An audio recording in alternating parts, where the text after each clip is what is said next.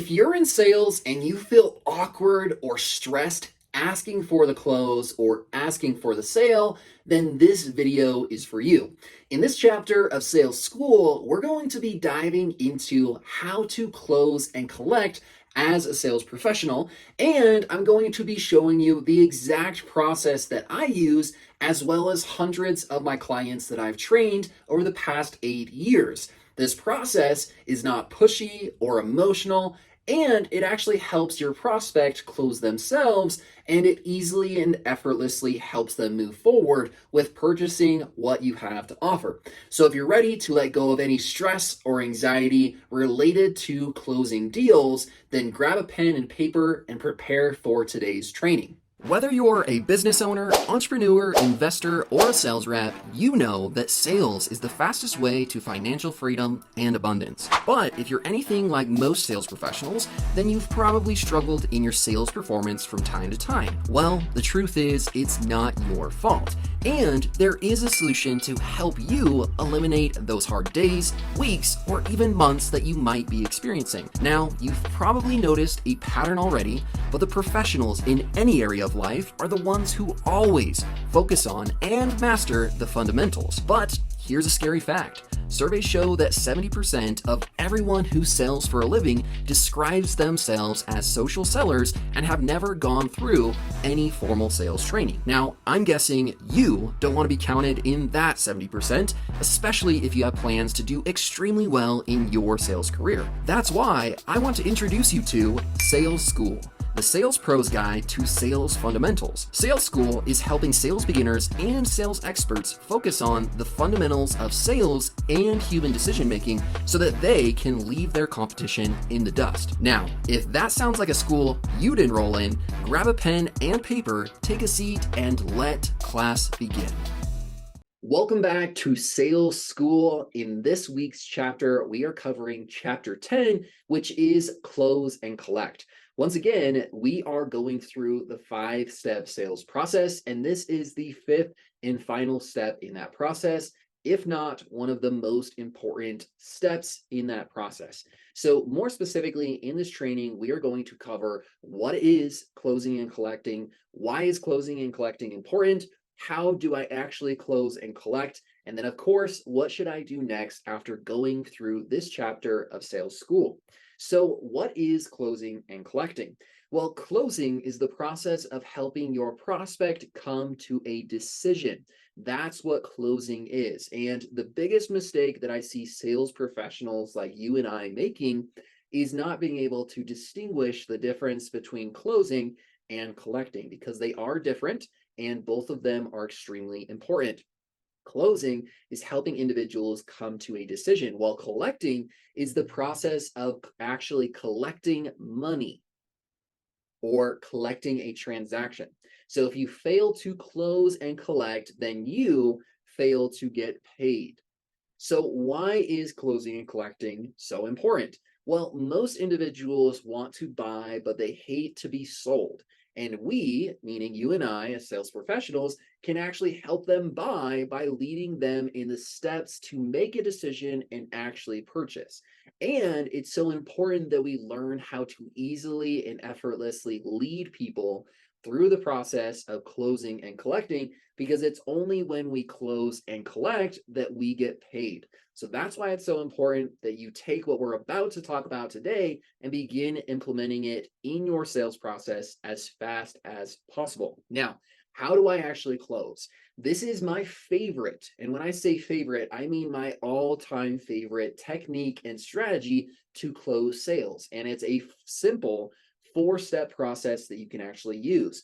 The first step is you ask if the solution which you provided is the answer that they are looking for. Okay, so the first step, you simply ask your prospect, do you feel like this solution that we've talked about today is the answer that you've been looking for? Now, here's step 2. Once they respond, you want to stress test their response. So whether it's positive or negative, you want to test that response to make sure that it's actually the legitimate response that you're looking for. This is what that would sound like. After you ask them, is this the solution that you've been looking for? Or do you feel like the solution we've discussed today is the solution that you're looking for. They say yes, and you say, what makes you feel that way? That would be an example of stress testing their answer in step number 2. Then we move on to step number 3, which is if their response is positive, you can lay out the next steps in purchasing, while if it's negative, you can actually handle that objection. Okay, so the third step, if they say yes, is you lay out what the next steps are. So if they tell you, yes, what you offer is the solution that I'm looking for, you say, fantastic, I'm glad that you feel that way. Typically, the next steps for someone just like you would be A, B, and C, and you're going to lay out those next steps for them. Then the fourth and final step that you're going to take, you are now going to ask them what they feel the next best step would be. Now, the reason why this works is because humans look for patterns, and we've now taken them through the pattern of asking them if they feel like our solution that we've presented today is the solution that they're looking for, and they said yes. Then we stress tested that response by asking them what makes them feel that way. What about our offer makes them feel that this is the solution that they're looking for? And they defend their original response. Then in our third step, we tie that pattern to a typical pattern of next steps by saying, typically, for someone just like you who feels like this is the solution for them, this would be the next steps. And you lay out those next steps. Then in the fourth step, you ask them, what do you feel like is the next best step for you? And just like magic, you'll sit back and you'll watch as your prospect is like, I feel like the next best step is just what you said, and they'll go ahead and get started. Now, more often than not, if you've gone through the sales process correctly and what you offer as a product or service is legitimately the best option for your prospect, more often than not, they're going to move forward with the next steps and you'll be able to close and collect their transaction or collect their money. Now, if they do have objections, you obviously would handle objections at that point. Now, this is just the basic framework that I'm going to teach here in sales school. But if you would like the exact script that I use, which has a lot more detail in it, all you need to do is comment below this video script, and I will send you my entire sales script that I've now used in over 24 different industries to help sales professionals just like you close more deals easily and effortlessly. So once again, just comment script below and I will send that to you so you can get access to that. Now, once you've closed them, how do you actually collect? Well, once you close your prospect, it's then time to collect their payment. And I recommend taking payment as soon as possible after they make the decision to move forward. And if at all possible, I would recommend doing it in the same process. So if you have a closing process, you would just do it right then and there. And when you explain the next steps from what we talked about on the last slide, step number 4, you're going to include how you collect payment and how that is typically done. The reason why you do that is because typically when it comes to making investments or purchasing, you, as well as your prospect, might have feelings of anxiety, stress, or worry when it comes to money.